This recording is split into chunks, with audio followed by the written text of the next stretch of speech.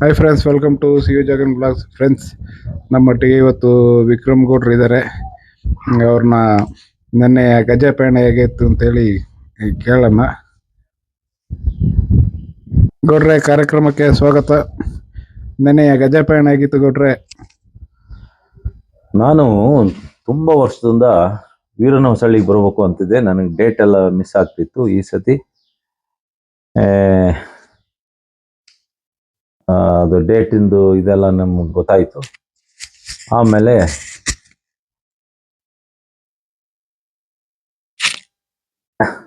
ಕೋಣನ ಕಟ್ಟೆಯಿಂದ ಜಗ ಅವ್ರ ಜೊತೆ ನಾನು ಕಾರ್ಮಾಡು ಗೇಟಿಗಾಗಿ ವೀರನ ಹೊಸಳ್ಳಿಗೆ ಹೊರಟು, ಮೂರ್ಕಲ್ ಅರಣ್ಯದಲ್ಲಿ. ದಾರಿ ಉದ್ದಕ್ಕೂ ನಮಗೆ ಭಾರಿ ಸುಂದರವಾಗಿತ್ತು ಕಾಡು. ಅದು ಅಲ್ಲದೆ ಮಳೆಗಾಲ ಅಲ್ಲ, ಹಾಗಾಗಿ ಕಾಡು ಮರಗಳಲ್ಲೆಲ್ಲ ಒಳ್ಳೆ ಎಲೆ ಹುಲ್ಲು ಎಲ್ಲ ಇತ್ತು. ದಾರಿ ಉದ್ದಕ್ಕೂ ಜಿಂಕೆಗಳು ಸಿಕ್ಕಿದ್ವು. ಆಮೇಲೆ ಸ್ವಲ್ಪ ಮುಂದಕ್ಕೆ ಹೋದ ಕೂಡಲೇ ನಮಗೆ ಕಾಡು ನಾಯಿಗಳು. ನಮ್ಮಲ್ಲೇ ಅದಕ್ಕೆ ಕೆನ್ನಾಯಿ ಅಂತೀವಿ, ಇಲ್ಲ ಸೀಳ್ನಾಯಿ ಅಂತೀವಿ ನಮ್ಮ ಸಕಲೇಶ್ಪುರದಲ್ಲಿ. ಇಲ್ಲಿ ಕೆನ್ನಾಯಿ ಅಂತ ಇಲ್ಲಿ ಹೇಳ್ತಾರೆ. ಅದರಲ್ಲಿ 2 ಜಾತಿ ಇದೆ ನಮ್ಮಲ್ಲಿ, ಇಲ್ಲೂ ಇರ್ಬೋದು. ಪಶ್ಚಿಮ ಘಟ್ಟದಲ್ಲಿ 2 ಜಾತಿ ಇದೆ. ಒಂದು ಸ್ವಲ್ಪ ದೊಡ್ಡ ಜಾತಿ, ಅವು ಗುಂಪುಗಳು ಕಡಿಮೆ. ಇನ್ನೊಂದು ಸಣ್ಣ ಜಾತಿ, ಇವು ಗುಂಪುಗಳು ಜಾಸ್ತಿ. ಅವು ಸಿಕ್ಕಿದ್ದು ಖುಷಿ ಆಯಿತು. ಅಲ್ಲಿಂದ ಮುಂದೆ ವೀರನ ಹೊಸಳ್ಳಿಗೆ ಮೋರ್ಕಲ್ ಫಾರೆಸ್ಟಿಗಾಗಿ ಹೊರಟು ಸುತ್ತಮುತ್ತ ಜಿಂಕೆಗಳು ಸಿಕ್ಕಿದ್ವು, ಖುಷಿ ಆಯಿತು. ಆದರೂ ಜಿಂಕೆಗಳಲ್ಲಿ 2 ಜಾತಿ ಉಂಟು. ನಮ್ಮಲ್ಲಿರೋ ಜಿಂಕೆಗಳು ತುಂಬ ಎತ್ತರ, 100-125 kg, 150 kg ಅಷ್ಟು ದೊಡ್ಡವು ಇದೆ. ಅವು ಕೋಡ್ಗಳು ಹೀಗಿರುತ್ತೆ. ಇಲ್ಲಿದ್ದು ಸ್ವಲ್ಪ ಚಿಕ್ಕ ಜಾತಿ ಜಿಂಕೆಗಳು. ಅಲ್ಲಿಂದ ಮುಂದೆ ಹೋದೆವು. ಅಷ್ಟೊಂದು ಸೀಳ್ನಾಯಿ ಸಿಕ್ಕಿತು, ವೈಲ್ಡ್ ಡಾಗ್ ಅಂತ, ಕೆನ್ನಾಯಿ ಅಂತ ಹೇಳ್ತಾರೆ. ನಮ್ಮಲ್ಲೂ ಅವು ನಮ್ಮ ಪಶ್ಚಿಮ ಘಟ್ಟದಲ್ಲಿ, ಸಕಲೇಶ್ಪುರ ಪಶ್ಚಿಮ ಘಟ್ಟಗಳಲ್ಲಿದೆ. ಅದರಲ್ಲಿ 2 ಜಾತಿ ಉಂಟು ನಮ್ಮಲ್ಲಿ. ಸ್ವಲ್ಪ ದೊಡ್ಡ ಜಾತಿಗಳು ಗುಂಪು ಸಣ್ಣ ಕಡಿಮೆ. ಇನ್ನು ಈಗ ನಮಗೆ ಸಿಕ್ಕಿದ್ವಲ್ಲ, ಅದು ಗುಂಪು ದೊಡ್ಡದು. ಅಲ್ಲಿಂದ ಮುಂದೆ ಗೌರ್ ಅಂದರೆ ಕಾಟಿಗಳು ಸಿಕ್ಕಿದ್ವು, ಖುಷಿ ಆಯಿತು. ವೀರನ ಹೊಸಳ್ಳಿಗೆ ಹೋದ ಕೂಡಲೇ ನಮ್ಮ ಮಾವತರು, ನಮ್ಮ ಆನೆಗಳು, ನಮ್ಮ ಕಾವಾಡಿಗಳು ಎಲ್ಲರೂ ಅಣ್ಣ ಅಂತ ಹೇಳಿ ನನ್ನ ಚೆನ್ನಾಗಿ ಮಾತಾಡ್ತಿದ್ರು. ನಾವು ಅವರು ಸಕಲೇಶ್ಪುರಕ್ಕೆ ಬಂದಾಗ ಅವರು ಭಾರಿ ಚಂದ ನೋಡ್ಕೊಂತೀವಿ. ಅದಕ್ಕೆ ನಿಮಗೆ ಅಷ್ಟೊಂದು ಸ್ವಾಗತ. ಆಮೇಲೆ ತುಂಬ ಜನ, ನನಗೆ ಗೊತ್ತೇ ಇಲ್ಲ ನನಗೆ ಇಷ್ಟೊಂದು ಜನ ಪರಿಚಯ ಇದ್ದಾರೆ ಅಂತ, ಎಲ್ಲ ಅವರು ಇವರು ಎಲ್ಲ ಬಂದು ಮಾತಾಡಿಸಿರು. ಆಮೇಲೆ ಅಂತೂ ಈ ಆನೆಗಳಿಗೂ ಅರ್ಜುನನ ಅಭಿಮನ್ಯು ಹೋಗ್ತಿತ್ತು. ಅಭಿಮನ್ಯು ಒಂದ್ಸತಿ ಅಭಿಮನ್ಯು 2 ಕಣ್ಣು ಮುಚ್ಚಿ ಹಿಂಗ್ ಬಿಡ್ತು. ಅಭಿಮನ್ಯು ಮುಖದಲ್ಲಿ ಗೆಲುವಿತ್ತು. ಅದೇ ನಮ್ಮ ಸಕಲೇಶ್ಪುರ ಬಂದಾಗ ಅಭಿಮನ್ಯು ಭಾರಿ ಸೀರಿಯಸ್ ಆಗಿರ್ತಾನೆ. ಯಾಕೆಂದ್ರೆ ಕಾಡು ಆನೆ ಹಿಡಿಯೋದು, ಕಾಡೊಳಗೆ ಹೋಗೋದು, ಫೈಟಿಂಗು, ಅದ್ರ ಬಗ್ಗೆ ಯೋಚನೆ ಮಾಡ್ಕೊಂಡಿರ್ಬೋದು. ಇವತ್ತು ಆನೆ ನಮ್ಮ ಅಭಿಮನ್ಯು ಮುಖದಲ್ಲಿ ಕಳೆ ಇತ್ತು. ಆಮೇಲೆ ಅಭಿಮನ್ಯು ಕಂಡುಕೊಳ್ಳೆ ನಂಗೆ ತುಂಬ ಖುಷಿ ಆಯಿತು. ನಾನು ಸುಮಾರು ಅಭಿಮನ್ಯುಗೂ ನನಗೂ 2006 ಒಂದು ಸಂಬಂಧ ಇದೆ. ಅಭಿಮನ್ಯು ಮೇಲೆ ತುಂಬ ಸರಿ ನಾನು ಕೂತ್ಕೊಂಡು ಹೋಗಿದ್ದೀನಿ. ಸುಮಾರು ಆನೆ ಎಲ್ಲ ಹಿಡ್ದೀವಿ ಅಭಿಮನ್ಯು ಮೇಲೆ ಕೂತ್ಕೊಂಡು ಹೋಗಿ. ಆಮೇಲೆ ನಾವೇ ನೋಡಿ, ಸುಮಾರು 2 ವರ್ಷದ ಹಿಂದೆ ಮೂಡಿಗೆರೆ ಭಾಗದಲ್ಲಿ ಒಂದು 2 ಜನ ಸಾಯಿಸ್ತದೆ ಒಂದು ಆನೆ. ಆ ಆನೆ ಎಷ್ಟು ಸಿಟ್ಟು ಅಂದ್ರೆ ಆನೆಗೆ, ಪ್ರತಿ 1-2 ಗಂಟೆಗೆ ಒಂದ್ಸತಿ ಗೀಳಿಡ್ತಿತ್ತು ಕಾಡೊಳಗೆ. ಅದು ಯಾಕೆ ಅಂತಲ್ಲ ನನಗೆ ಇವತ್ತಿನವರೆಗೂ ಗೊತ್ತಿಲ್ಲ. ಅದ್ರ ಬಗ್ಗೆ ನನ್ನ ಭಾರಿ ವಿಚಾರ ತಿಳ್ಕೊಂಡ್ರೆ ಕೇಳ್ಬೇಕು ಅಂತಿದ್ದೀನಿ. ಗೀಳಿಡೋದು, ಅದನ್ನ ಹಿಡಿಯಕ್ಕೆ ಹೋದಾಗ ನಾನು ವೆಂಕಟೇಶ್ ಅಣ್ಣ, ಮೊನ್ನೆ ಭೀಮನ ಅಟ್ಯಾಕಲ್ಲಿ ಸತ್ತೋದ್ರಲ್ಲ ಅವರು, ಆಮೇಲೆ ಈ ಹೊಸಂತ, ಅಭಿಮನ್ಯು, ಮಾವುತ ಎಲ್ಲ ಹೋಗಿ ಒಂದೊಂದು 50-50% 50-50 ಬದುಕಿ ಬಂದಿದ್ದು. ಅಟ್ಯಾಕ್ ಮಾಡಿಬಿಡ್ತು ಕಾಡು. ಆಮೇಲೆ ತಪ್ಪಿಸ್ಕೊಂಡು ಹೋಗಿ ನಮ್ಮ ಸಕಲೇಶ್ಪುರ ಮತ್ತು ಮೂಡಿಗೆರೆ ಬಾರ್ಡರು ಅಲ್ಲಿ ವೆಸ್ಟರ್ನ್ ಘಾಟಲ್ಲಿ ಕೂತ್ಕೊಂಡು 2-3 ತಿಂಗಳು ಬಿಟ್ಟು ಮತ್ತೆ ಬಂದ ಕೂಡಲೇ ನಮ್ಮ ಆನೆಗಳೆಲ್ಲವೂ ಅಲ್ಲಿ ಒಂದು ಮೂಡಿಗೆರೆ ಹತ್ರ ಇನ್ನೊಂದು ಕಾರ್ಯಾಚರಣೆಯಲ್ಲಿದ್ದು, ಆಮೇಲೆ ಅದನ್ನು ತಂದು ನಾವು ಹಿಡಿದು, ಆವಾಗ ಹಿಡಿಯೋದಿಂಗೆ ನಾನು ಅಭಿಮನ್ಯು ಮತ್ತು ಪ್ರಶಾಂತ ಆನೆ ಹೋದು. ಪ್ರಶಾಂತ ಆನೆ ಮೇಲೆ ನಾನು ಹೋಗಿದ್ದೆ. ಯಾಕೆಂದರೆ ಮೂಡಿಗೆರೆ ಫಾರೆಸ್ಟರ್ಗಳು ಗನ್ ತಂದಿರಲಿಲ್ಲ. ಅಲ್ಲಿ ಲೋಕಲ್ ಕಾಫಿ ಪ್ಲಾಂಟರ್ಗಳೆಲ್ಲ ನನ್ನ ಫ್ರೆಂಡು ಮತ್ತು ರಿಲೇಟಿವ್ ಇದ್ದರು. ಅವ್ರ ಹತ್ರ ಗನ್ ನಾನು ಹಿಡ್ಕೊಂಡು ನಾನು ಒಳಗೆ ಹೋಗಿದ್ದೆ. ಹಾ. ಅವಾಗ ಈ ಆನೆ ಹಿಡಿದು ಅದೇ ಏಕಲವ್ಯನ ಕರ್ಕ ಬಂದಿದ್ರು. ಏಕಲವ್ಯನ ನೋಡಿ ನಾನು ಏಕಲವ್ಯನ ಹಿನ್ನೆಲೆ ಹೇಳಿದ್ದು. ಏಕಲವ್ಯನ ನೋಡಿಕೊಳ್ಳೆ ನಂಗೆ ತುಂಬಾ ಖುಷಿ ಆಯ್ತು.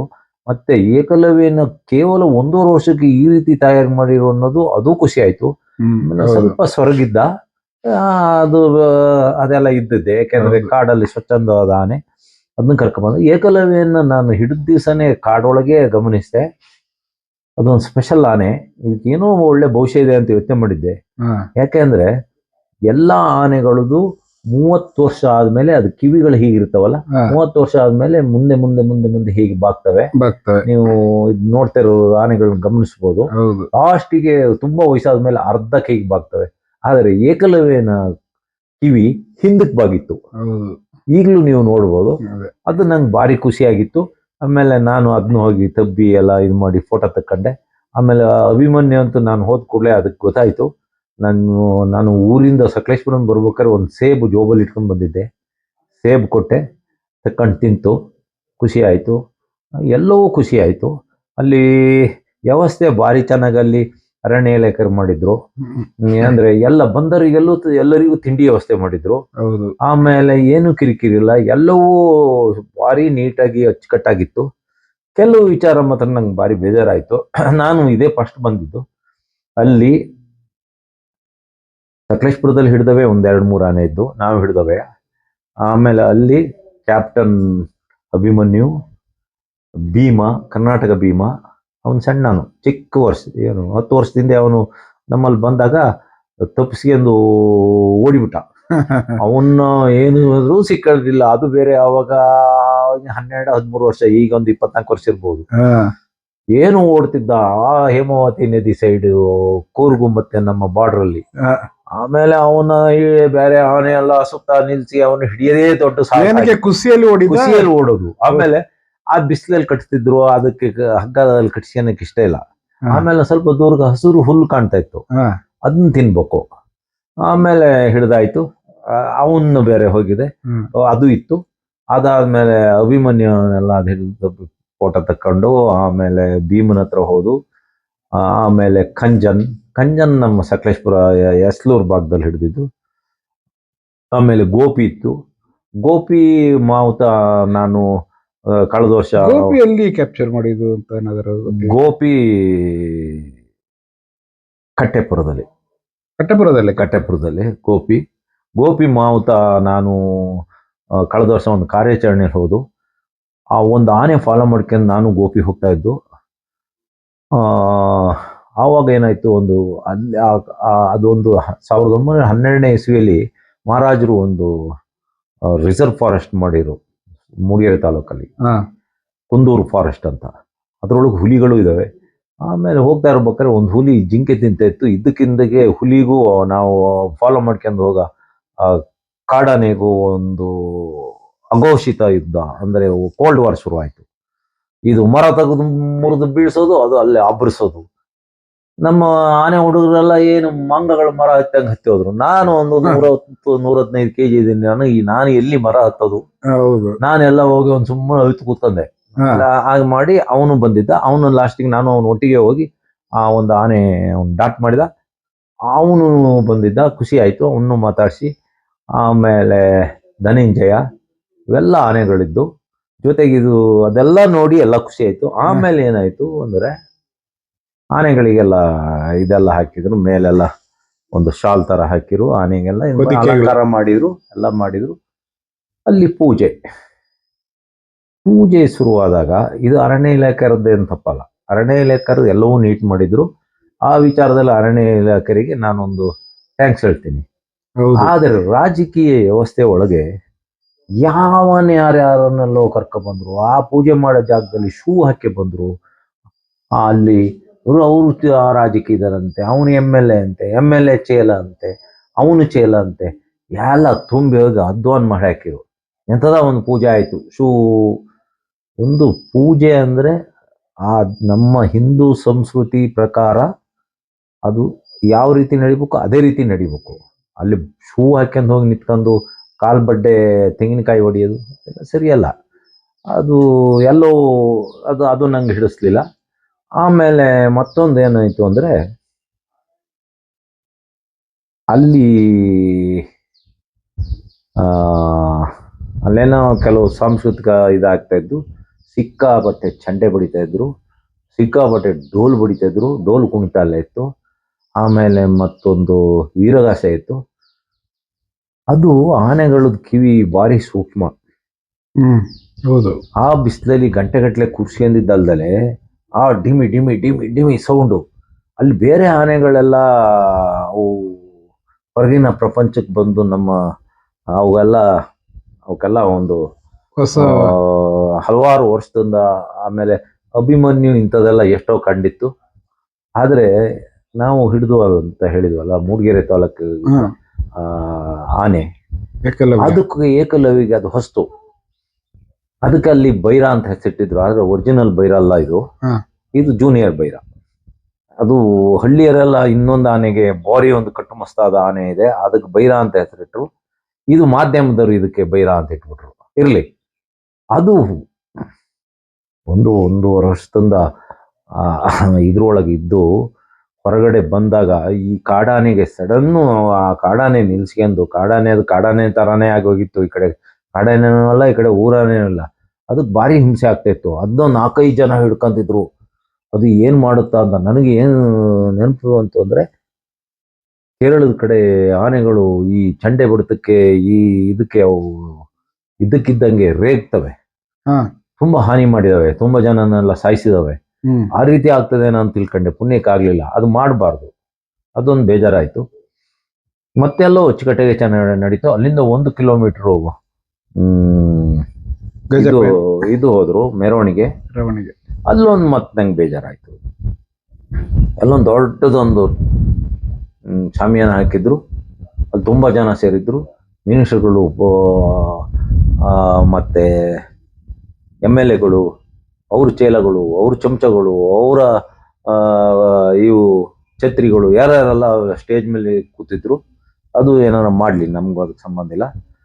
ಆದರೆ ಅವರು ಭಾಷಣ ಕೇಳಕ್ಕೆ ಆನೆಗಳನ್ನ ಯಾಕೆ ಅಲ್ಲಿ ನಿಲ್ಸ್ಕೋಬೇಕು ಬಿಸಿಲಲ್ಲಿ? ಆನೆಗಳು ಅಷ್ಟು ದೂರ ನಡೆದಿದ್ದು, ಕುಡಿಯಕ್ಕೆ ನೀರಿಲ್ಲ. ಹೌದು. ಆಮೇಲೆ ಅದ್ರ ಮೇಲೆ ದೊಡ್ಡದೊಂದು ಒಂದು ದೊಡ್ಡ ಇದು ಹಾಕಿದ್ದಾರೆ ಆನೆ ಮೇಲೆ. ಅದಕ್ಕೆ ಎಂತದ ಶಾಲು ಅಂತಾರ, ಆ ತರನ. ಅದು ನೆಲಕ್ಕೆ ಮುಟ್ತಿದೆ, ಸಿಕ್ಕಾಬಟ್ಟೆ ಸೆಕೆ.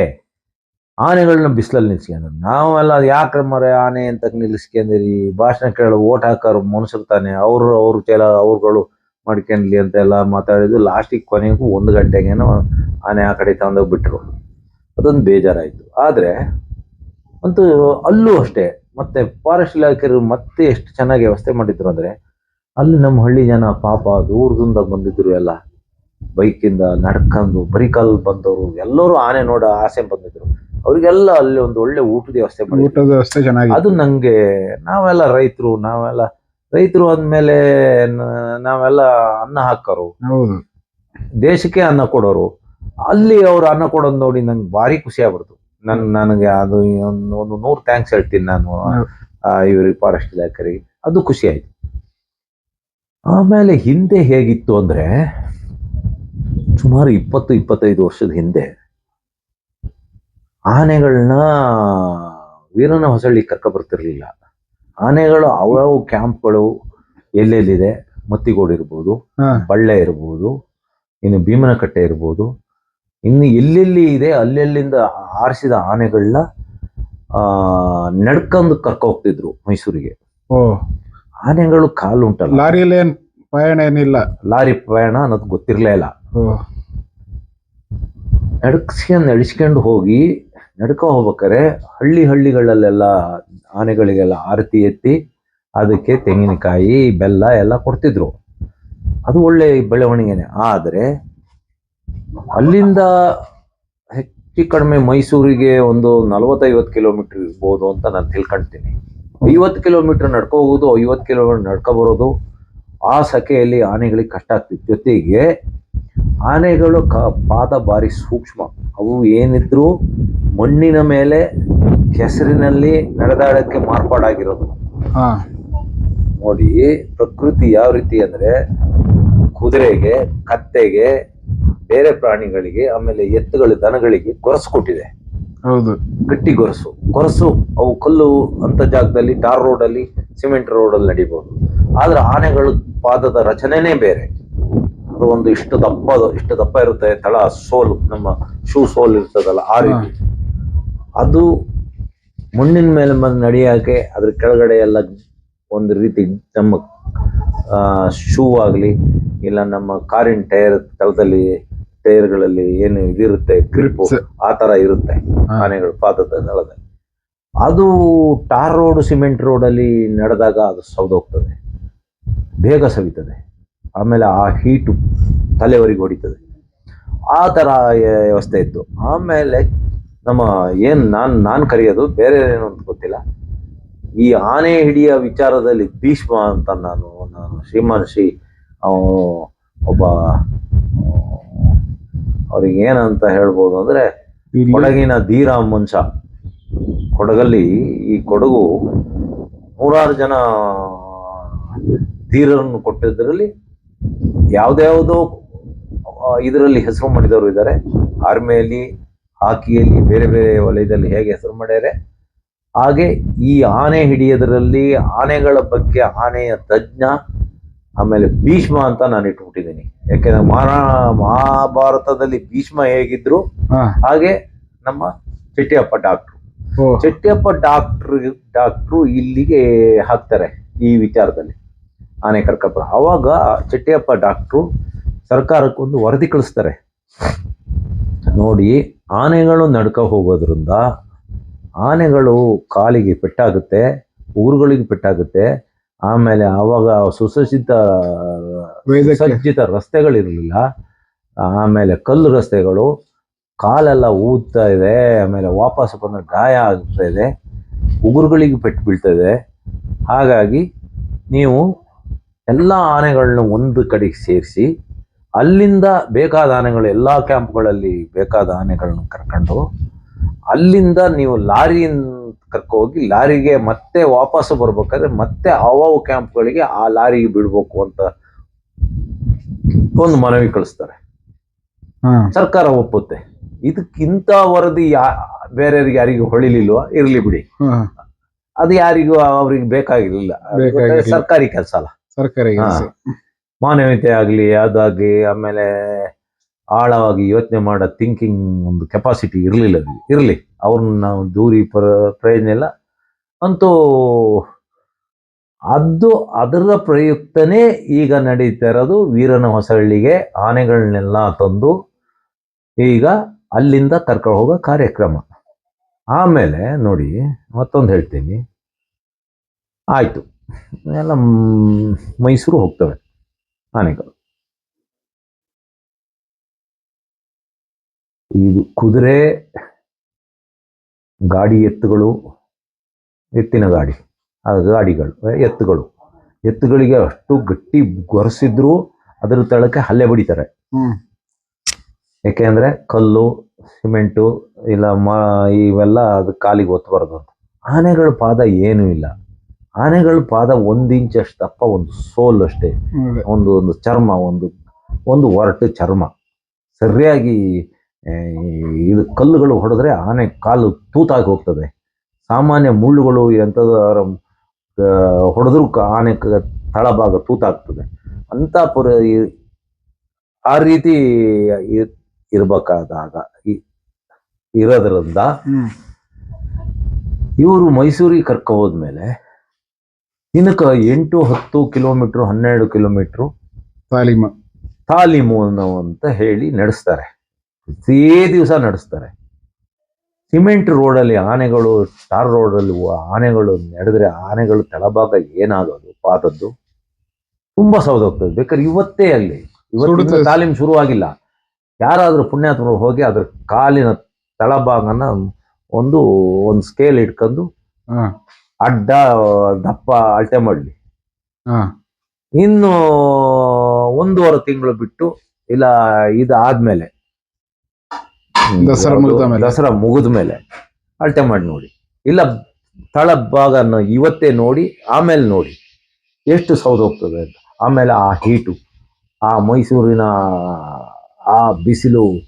ಆ ಬಿಸಿಲಲ್ಲಿ ಆನೆಗಳ ಮೇಲೆಲ್ಲ ಬಟ್ಟೆ ಎಲ್ಲ ಸುತ್ತಿ ತಳಭಾಗದಿಂದ ಇಡೀ ರೋಡೇ ಕಾದು ಒಳ್ಳೆ ನಾವು ಹಂಚಿನ ಕವಲಿ ಅಂತ ಹೇಳ್ತೀವಿ, ಹಾ. ಒಲೆ ಮೇಲೆ ಇಟ್ಟಿದ್ದು ಹಂಚಿನ ಬಾಣಲೆ ಅಂತ ಹೇಳ್ತೀವಿ, ಆ ರೀತಿ ಕಾದದ್ರ ಮೇಲೆ ನಡೆಯೋದು ತುಂಬ ಹಿಂಸೆ ಆಗ್ತದೆ. ನಾವು ಸ್ವಾರ್ಥಕ್ಕಾಗಿ, ನಮ್ಮ ಸ್ವಾರ್ಥಕ್ಕಾಗಿ ನಾವು ಆ ರೀತಿ ಮಾಡೋದು, ಪ್ರಾಣಿಗಳಿಗೆ ಹಿಂಸೆ ಕೊಡೋದು ಸರಿಯಲ್ಲ. ಮತ್ತೊಂದು ಹೇಳ್ತೀನಿ, ಕೆಲವರಿಗೆ ಸಿಟ್ಟು ಬರ್ಬೋದು, ಕೆಲವರು ಬೇಕಾದ್ರೆ ಏನು ಬೇಕಾದ್ರೂ ಪ್ರತಿಕ್ರಿಯೆ ಹೇಳಿ. ಹಾ.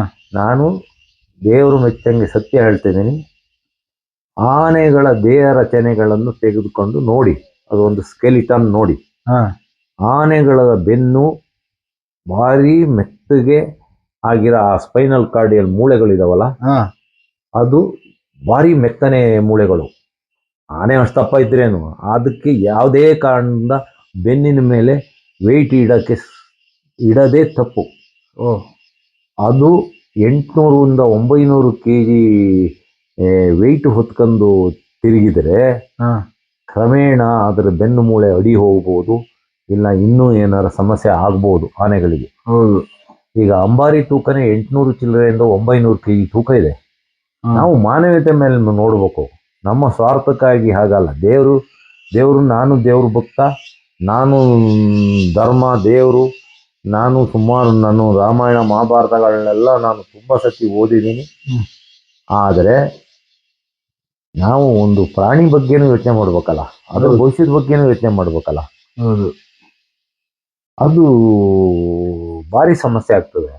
ನಾನೊಂದು ಸಲಹೆ ಏನು ಕೊಡೋದು ಅಂದರೆ, ಒಂದು 10 ಅಡಿನ ಒಂದು 10-20 ಅಡಿ ಚಾಮುಂಡಿ ತಾಯಿನ ಆ ಅಂಬಾರಿ ಮೇಲೆ ಕೂರಿಸಿ, ಆಮೇಲೆ ಮತ್ತೆ ಹೊರಗಡೆ ಬೀದಿಯಲ್ಲಿ ಬಂದ ಮೇಲೆ ಬರೋದಿಗೆ ಮತ್ತೊಂದು ಯಾವ್ದಾರ ಲೈಟ್ ವೆಯ್ಟು ಒಂದು ಮಂಟಪ ಥರ ಮಾಡಿ, ಹೀಗೇನಿದೆ ಅದೇ ಥರ ಲೈಟ್ ವೆಯ್ಟಲ್ಲಿ ಮಾಡ್ಬೋದು. ಒಂದು 50 kg 100 kg ಮಾಡಿ ಅದನ್ನ ಹಾಕಿ ಇಡೀ ಬೀದಿ ಸುತ್ತಿದ್ರೆ ಮುಂದೆ ಆನೆಗಳ ಫ್ಯೂಚರು, ಆನೆಗಳ ಭವಿಷ್ಯ ನಾವು ನೋಡ್ಬೇಕಲ್ಲ. ನನ್ನ ಹತ್ರ ಫೋಟೋಗಳಿದ್ದಾವೆ. ಆನೆ ಬೆನ್ನಿನ ಮೇಲೆ ಹೊರೆ ಹೊರಿಸಿದಾಗ ಆನೆ ಬೆನ್ನು ಏನಾಗ್ತದೆ ಅನ್ನೋದ್ರ ಬಗ್ಗೆ ನನ್ನ ಹತ್ರ ಫೋಟೋಗಳಿದ್ದಾವೆ, ನಾನು ತೋರಿಸ್ತೀನಿ. ನೀವು ಅದನ್ನ ನಮ್ಮ ಪ್ರೇಕ್ಷಕರಿಗೆ ನೀವು ತೋರಿಸ್ಕೊಡಿ. ಅದು ನಾನು ಕಳಕಳಿಯ ಇದು, ನಂದು ಇದರಲ್ಲಿ ಸ್ವಾರ್ಥ ಇಲ್ಲ. ನಾನು ಅಪ್ಪಟ ಹಿಂದೂ. ನಾನು ಫಸ್ಟು ಹಿಂದೂ, ಆಮೇಲೆ ನಾನು ಉಳಿದಿದ್ದು. ನಾನು ಗೌಡ ಆಗಿರ್ಬೋದು, ಇನ್ಯಾವನ ಆಗಿರ್ಬೋದು, ಆದರೆ ನಾನು ಅಪ್ಪಟ ಹಿಂದೂ. ನನಗೆ ದೇವ್ರ ಮೇಲೆ ಭಕ್ತಿ ಇದೆ. ಆದರೆ ನಾನು ಈಗ ಹೇಳ್ತಾ ಇರೋದು ಮಾತ್ರ ಆನೆಯ ಬಗ್ಗೆ. ಆನೆ ಅದರ ಜೀವನ, ಅದರದ್ದು ಮುಂದಿನ ಪರಿಸ್ಥಿತಿ ಏನಾಗೋದು, 60 ವರ್ಷದ ಮೇಲ್ಪಟ್ಟು ಆದಮೇಲೆ, ರಿಟೈರ್ಡ್ ಆದಮೇಲೆ ಆನೆ ಬದುಕಬೇಕಲ್ಲ, ಅದೊಂದು ಎಲ್ಲರೂ ದಯವಿಟ್ಟು ಗಮನಿಸ್ಬೇಕು. ಆಮೇಲೆ ಸುಮ್ಮನೆ ತಾಲೀಮು ಅಂತ ಹೇಳಿ ಆನೆನ ನೀವು ಸಿಮೆಂಟ್ ರೋಡಲ್ಲಿ, ಟಾರ್ ರೋಡಲ್ಲಿ ನಡೆಸಬೇಡಿ. ನೀವು ಗಾಡಿ ಎತ್ತುಗಳು ವರ್ಷ ಅಷ್ಟು ಗಟ್ಟಿ ಇದ್ದಿದ್ದಕ್ಕೆ ನೀವು ಉಕ್ಕಿನ ಹಲ್ಲೆ ಹಾಕ್ತೀರಿ. ಈ ಆನೆ ಕಾಲ್ ಭಾಗಕ್ಕೆ ಏನು ಮಾಡ್ತೀರಿ? ಇಲ್ಲ ಅಂದ್ರೆ ಒಂದು ಕೆಲಸ ಮಾಡಿ, ಥೈಲ್ಯಾಂಡಲ್ಲಿ ಎಲ್ಲ ಕಡೆನೂ ಆನೆಗಳಿಗೆ ಒಂದು ಶೂ ತಯಾರಿಸ್ತಾ ಇದ್ದಾರೆ. ಹೌದು, ಭಾರಿ ಚಂದ ಶೂ ತಯಾರಿಸ್ತಾರೆ. ತಾಲೀಮು ಅಂತ ಹೇಳಿ ಕರ್ಕೊ ಹೋಗ್ತಿರಲ್ಲ, ಆಗ ಆನೆಗಳಿಗೆಲ್ಲ ಶೂ ಹಾಕಿಸಿ, ಆವಾಗ ಆನೆಗಳ ತಳಭಾಗ ಏನಾಗೋದಿಲ್ಲ. ಹೌದು, ಆ ರೀತಿ ಮಾಡಿ. ಆಮೇಲೆ ಬೇಕಾದ್ರೆ ಲಾಸ್ಟ್ ದಿನ ಬೇಕಾದ್ರೆ ಆ ಶೂ ತೆಗೆಸಿ ಇದ್ರ ಬೈಕಾಲಲ್ಲಿ ನಡೆಸಿ. ನೀವು ಥೈಲ್ಯಾಂಡಲ್ಲಿ ನೋಡಿ, ನಾನು ತುಂಬ ನೋಡ್ತಾ ಇದ್ದೀನಿ, ನೀವು ಎಲ್ಲ ನೋಡಿರ್ತೀರಿ. ಆನೆಗಳಿಗೂ ಶೂ ಹೊಲಿಸಿ ಅದರಲ್ಲೇ ನಡೆಸೋದು ಉಂಟು. ತಾಲೀಮು ಇದರಲ್ಲಿ ಆನೆಗಳ ಪಾದ ಸೌದೋಗ್ತಾ ಇದೆ. ಅದ್ರ ಬಗ್ಗೆ ದಯವಿಟ್ಟು ಎಲ್ಲರೂ ಚಿಂತಕರು, ಪ್ರಾಣಿ ಪ್ರಿಯರು, ಅವರು ಮತ್ತು ಆನೆ ಬೆನ್ನಿನ ಅದರದ ಭವಿಷ್ಯದ ಬಗ್ಗೆ, ಅದ್ರ ಬಗ್ಗೆನೂ ದಯವಿಟ್ಟು ಯೋಚನೆ ಮಾಡಿ. ಇದರಲ್ಲಿ ನಾನೇನು ಬೇರೆ ರೀತಿ ಏನಲ್ಲ. ನಾನು ಒಬ್ಬ ಧರ್ಮ, ನಮ್ಮ ಸಂಸ್ಕೃತಿ, ನಮ್ಮ ಪರಂಪರೆ, ಇದ್ರ ಮೇಲೆ ನಾವು ನಂಬಿಕೆ ಇಟ್ಟಿರೋದು ನೋಡಿ. ನಾನು ಹಣೆ ಕುಂಕುಮನೂ ಇಟ್ಕೊಂಡಿದ್ದೀನಿ. ಹಾಗಾಗಿ ಅಷ್ಟೆಲ್ಲ ನಿಲ್ಲಿಸಿ. ಆಮೇಲೆ ನಿನ್ನೆದು ಭಾರಿ ಚೆಂದ ಇತ್ತು. ಕೆಲವು ಘಟನೆಗಳನ್ನ, ಒಂದು ನೆಕ್ಸ್ಟು ಆನೆಗಳಿಗೆ ಬ್ಯಾಂಡ್ ಬಡಿಯೋದು, ಅಲ್ಲಿ ಏನೇನೋ ತಂದು ಇವೆಲ್ಲ ಮಾಡೋದು, ಚಂಡೆ ಬಡಿಯೋದು ನಿಲ್ಲಿಸಿ ನೋಡಿ. ಚೆನ್ನಾಗಿದ್ದ ಆನೆಗಳು ಕೇರಳದ ಕೆಲವು ದೇವಸ್ಥಾನಗಳಿಗೆ ಹೋದ ಮೇಲೆ ಹುಚ್ಚು ಹಿಡ್ದಂಗೆ ಜನಗಳ ಮೇಲೆಲ್ಲ ಅಟ್ಯಾಕ್ ಮಾಡೋದು, ಅಲ್ಲಿ ನೂರಾರು ತಂಡೆಗಳ ಹೊಡೆತಕ್ಕೆ ಅವಕ್ಕೆ ತಡ್ಕೊಳಕ್ಕಾಗ್ದಲೆ ಆ ರೀತಿ. ಆಮೇಲೆ ಆ ಹಾಡುಗಳು, ಇನ್ನೇನೋ ಮೈಕ್ ಇದು ಅದು. ಆನೆ ಕಿವಿಗಳು ಭಾರಿ ಸೂಕ್ಷ್ಮ, ಭಾರಿ ದೂರಕ್ಕೆ ಶಬ್ದ ಗ್ರಹಿಸ್ತವೆ. ಹಾಗಾಗಿ ಅವುಗಳ ಬಗ್ಗೆನೂ ಮಾನಸಿಕ ಹಿಂಸೆ ಆಗುತ್ತೆ, ಹಿಂಸೆ ಆಗ್ತದೆ. ಅವುಗಳ ಬಗ್ಗೆನೂ ಯೋಚನೆ ಮಾಡ್ಬೇಕಲ್ಲ. ಬರೀ ನಾವು ನಮ್ಮ ಚೇಲಗಳು, ಚಮಚಗಳು, ಛತ್ರಿಗಳು, MLAಗಳು, ಮಿನಿಸ್ಟರ್ಗಳನ್ನ ಕರೆಸಿ ಅಲ್ಲಿ ಶೂ ಹಾಕ್ಯಂಡು ಒಳಗಡೆ ಪೂಜೆ ಮಾಡಲ್ಲಿ ನಿಂತ್ಕೊಳ್ಳೋದು, ಇದು ಸಂಸ್ಕೃತಿನೂ ಅಲ್ಲ, ಧರ್ಮನೂ ಅಲ್ಲ. ಇದೆಲ್ಲ ವಿರುದ್ಧ. ಇದು ಅವೆಲ್ಲ ಯಾಕೆ ಮಾಡ್ಬೇಕು? ಮಾಡಿದ ಮೇಲೆ ನೀಟಾಗಿ ಮಾಡಿ. ಬೇಕಾದರೆ ಫಾರೆಸ್ಟ್ ಮಿನಿಸ್ಟರ್ ಒಬ್ಬರು, ಆ ಭಾಗದ ಒಬ್ಬ MLA, ಆಮೇಲೆ ನಮ್ಮ ಫಾರೆಸ್ಟು ಹಗಲು ರಾತ್ರಿ ದುಡಿಯ ಫಾರೆಸ್ಟ್ ಇಲಾಖೆರು, ಅರಣ್ಯ ಇಲಾಖೆ, ಅರಣ್ಯ ಇಲಾಖರು, ಮತ್ತೆ ಮಾವುತರು, ಹಳೆ ಮಾವುತರುಗಳು, ಅಷ್ಟು ಸಾಕು. ಆಮೇಲೆ ವರ್ಷ ಜೀವನ ಎಲ್ಲ ಬರೀ ಆನೆ ಕಾಡು ಅಂತ ಹೇಳಿ ಅವುಗಳಿಗೆಲ್ಲ ಟ್ರೀಟ್ಮೆಂಟ್ ಕೊಟ್ಟಿರ್ತಾರ ಡಾಕ್ಟರ್ಗಳು, ವೈದ್ಯರುಗಳು, ಅವ್ರುಗಳನ್ನ ಸೇರಿಸಿ, ಅದು ಶೂ ಬಿಚ್ಚಿ ಒಳಗೋಗಿ ಒಂದು ಧರ್ಮ, ಒಂದು ಸಂಸ್ಕೃತಿ, ಒಂದು ಪರಂಪರೆನ ಉಳಿಸೋದು ಒಳ್ಳೇದು. ಇದು ಸುಮ್ಮನೆ ಕಾಟೇಚಾರಕ್ಕೆ ಇದೆಲ್ಲ ಮಾಡೋದು ಸರಿಯಲ್ಲ. ಆಮೇಲೆ ಪೂಜೆ ವಿಚಾರದಲ್ಲಿ ನಾವು ರಾಜಿ ಆಗಕ್ಕೆ ಯಾರೂ ಒಪ್ಪೋದಿಲ್ಲ. ಎಲ್ಲ ಧರ್ಮದವರು ಅವ್ರವ್ರ ಧರ್ಮದ ಏನೇನು ಇದಿದೆ ಅದನ್ನ ಅವರು ಪಾಲಿಸ್ತಾರೆ, ನಾವು ಪಾಲಿಸೋಣ. ಮತ್ತೊಂದು, ಆನೆಗಳಿಗೆ ಸುಮ್ಮನೆ ಈ ಡೋಲು ನಗಾರಿ ಎಲ್ಲ ತಂದು ಬಡ್ದು ಅವು ಕ್ಯೂ ತೊಂದರೆ ಕೊಡಬಾರ್ದು. ಮತ್ತೊಂದು, ಆನೆಗಳದ್ದು ಮೆರವಣಿಗೆ ಹೋಗೋದು ಸರಿ, ಆದರೆ ಅಲ್ಲಿ ರಾಜಕೀಯದವ್ರು ಭಾಷಣ ಮಾಡತ್ತೀಗ ಆನೆ ಯಾಕೆ ನಿಲ್ಸಿರ್ಬೇಕು ಬಿಸಿಲಿಗೆ? ಅದೊಂದು ದೊಡ್ಡ ತಪ್ಪಿದೆ. ಅದೇ ಯಾಕೆ ಮಾಡ್ಬೇಕು? ಅದು ಮಾಡಬಾರ್ದು. ಬೆನ್ನ ಮೇಲೆ ಭಾರ, ಆಮೇಲೆ ಬೆನ್ನ ಮೇಲೆ ಭಾರ ಹಾಕೋದು, ಅದನ್ನ ನಿಲ್ಸ್ಬೇಕು. ಬೇಕಾದ್ರೆ ಅರಮನೆ ಒಳಗ್ ಬೇಕಾದ್ರೆ ಆ 800 kg ಇಟ್ಟು ನೀವು ಮಾಡಿ, ಆಮೇಲೆ ಒಂದು 100 kg ಯಾವ್ದಾರ ಒಂದು ಆರ್ಟಿಫಿಷಿಯಲ್ ಅದೇ ತರ ಮಾಡಿ, ಪ್ಲಾಸ್ಟಿಕ್ ಇಂದ ಮರದ ಏನೋ. ಆಕ್ಚುಲಿ ನನ್ನ ಆರನೇ ಸಿಕ್ಕಿಲ್ವಾ ಅಂತ ಮಧ್ಯಾಹ್ನ ನಾವಲ್ಲಿದ್ದ ಸಮಯದಲ್ಲಿ ಆನೆಗಳಿಗೆ ಆಹಾರ ಅಂತ ಸಿಕ್ಕಿರೋದು ಬೆಳಿಗ್ಗೆ ಒಂದು 7 ಗಂಟೆಗೆ ಆಹಾರ ಸಿಕ್ಕಿದ್ದು ಬಿಟ್ರೆ 8 ಗಂಟೆಗೆ, ಮತ್ತೆ ಅವು ಬೆಂಗಳೂರು ತಲುಪಿ ಅದು 10 ಗಂಟೆಗೆ ಆಹಾರ ಸಿಕ್ಕಿರ್ಬೋದು. ಸಾರಿ, ಮೈಸೂರಿಗೆ. ನೋಡಿ, ಒಂದು ಆನೆಗೆ, ಒಂದು ವಯಸ್ಸಿನ ಆನೆಗೆ ದಿನಕ್ಕೆ 250 300 kg ಆಹಾರ ಬೇಕು. ಅದು ಇಷ್ಟಪಟ್ಟಿದ್ದ ಆಹಾರ ಆಗಬೇಕು. ಅದರಲ್ಲಿ ಎಲೆ, ಹುಲ್ಲು, ಬೊಗನೆ ಮರದ ದಿಂಡು ಅಂತೀವಿ ನಾವು, ಅದಾಗಿರ್ಬೋದು, ಈಚಲು ದಿಂಡಾಗಿರ್ಬೋದು, ಇನ್ನೆಂತ ಆಗಿರ್ಬೋದು, ಹಣ್ಣುಗಳು ಎಲ್ಲವೂ ಬೇಕು. ಆದ್ರೆ ಇವ್ರು ಏನ್ ಕೊಡ್ತಾರೋ ಬಿಡ್ತಾರೋ ಅದು ಬೇರೆ ವಿಚಾರ. ಬೊಗನೆ ಮರದ ಆಗ್ಬೇಕು, ಬೊಗನೆ ಮರದ ಎಲೆ ಆಗ್ಬೇಕು, ಬಿದಿರು ಆಗ್ಬೇಕು, ಅದು ಬಿಡಿ, ಅದೆಲ್ಲ ಇವ್ರಿಗೆ ಕೊಡಕ್ ಸಾಧ್ಯ ಇಲ್ಲ. ಇವರು ನೋಡಿ 8 ಗಂಟೆನೆ ಅಂತ ಇಟ್ಕೊಳ್ಳೋಣ, 7 ಗಂಟೆ, 8, 9, 10, 11, 12, 1, 2, 3, 4, 5, 6, 7, 8, ಹೆಚ್ಚು ಕಡಿಮೆ 13 ಗಂಟೆ ಅದಕ್ಕೆ ಆಹಾರ ಇಲ್ಲ. ಕೊಡದೆ 100-150 kg ಫುಡ್ಡು ಇಲ್ಲ. ಆನೆ ಒಟ್ಟಿಗೆ ಅರೆಕಾಸಿನ ಮಜ್ಜಿಗೆ ಅಂತಾರೆ, ಹಂಗೆ ಆ ರೀತಿ. ಏನು ಮಾಡ್ತೀರಿ? ಯಾಕೆ ಹಿಂಗ್ ಮಾಡ್ತೀರಿ? ಬಿಡಿ, ಮಾಡಲ್ಲ, ಕರೆಕ್ಟಾಗಿ ಮಾಡಿ. ಅಲ್ಲಿ ಅಲ್ಲಿಂದ ನಡ್ಸ್ಕೊಂಡು ಹೋಗಿ ಮೆರವಣಿಗೆ ಮಾಡಿರಲ್ಲ, ಸರಿ, ಮೆರವಣಿಗೆ ಮಾಡೋದು ಖುಷಿ ಆಯ್ತು. ನಮ್ಮ ಅಲ್ಲಿ ಹಳ್ಳಿ ಜನಗಳು, ಪಾಪದ ಮುಗ್ಧ ಜನಗಳು ಬಂದಿದ್ರು, ಅವ್ರಿಗೆಲ್ಲ ಎಂತ ಖುಷಿ. ಆ ಮಕ್ಕಳನ್ನೆಲ್ಲ ಕರ್ಕೊಬೋದು, ಆ ಮಕ್ಕಳೆಲ್ಲ ಆನೆ ಮುಟ್ಗೆಂದು ಅವು ಮುಖದಲ್ಲಿ ಎಷ್ಟ ಕಳೆ ಮಾಡಿರಿ ಕರೆಕ್ಟ್. ಎಲ್ಲರಿಗೂ ಬೆಳಿಗ್ಗೆ ತಿಂಡಿ ಕೊಟ್ರಿ, ಅದು ಖುಷಿ ನಮ್ಗೆ. ಎಲ್ಲರಿಗೂ ಮಧ್ಯಾಹ್ನ ಊಟ ಕೊಟ್ರಿ, ಅದು ಖುಷಿನೇ. 2,000 ಜನಿಗೆ, ಅದು ಖುಷಿ. ಹಾಗೆ ಎಲ್ಲೂ ಮಾಡಲ್ಲ, ನಾನು ನೋಡ್ತೀನಲ್ಲ, ಅದು ನಮಗ್ ಖುಷಿ. ಆದ್ರೆ ಇದು ಯಾಕೆ? ಇದು ಬೇಕಿತ್ತ? ಅವ್ರ ಭಾಷಣ ಕೇಳಕ್ಕೆ ಆನೆ ಅವಶ್ಯಕತೆ ಇರಲಿಲ್ಲ. ಎಷ್ಟು ಕಡಿಮೆ, 1-2 ಗಂಟೆ ಉರಿ ಬಿಸಿಲಲ್ಲಿ ಆನೆ ನಿಲ್ಸ್ಕೊಂಡಾರೆ. ಇದು ಸರಿನಾ? ದಯವಿಟ್ಟು ಮುಂದಿನ ವರ್ಷ ಇದೊಂದು ಮಾಡಬೇಡಿ, ನಾವು ಕಳಕಳಿಯಿಂದ ಕೇಳ್ಕೊಂತಿದ್ದೀವಿ. ಮತ್ತೊಂದು, ಆ ಡೋಲು ತಮಟೆ ಏನಿದ್ರು 1 ಕಿಲೋಮೀಟರ್ ಇಡಿ, ಪೂಜೆ ಮಾಡಲ್ ಬೇಡ. ಆ ಲಾಸ್ಟಿಗೆ 1 ಕಿಲೋಮೀಟರ್ ಆಚೆ ನೀವು ದೊಡ್ಡ ಸಭೆ ಮಾಡ್ತೀರಲ್ಲ, ಅಲ್ಲಿ ಮಾಡ್ಕೊಳ್ಬೇಕಾದ್ರೆ. ಉದ್ಘಾಟನೆ ಮಾಡಿದಾಗ ಮಂತ್ರಿಗಳು ಏನ್ ಹೇಳಿದ್ರು ಅನ್ಸಿದ್ದು ಜನಕ್ಕೆ ಗೊತ್ತಾಗ್ಲಿಲ್ಲ. ಹೌದು ಹೌದು.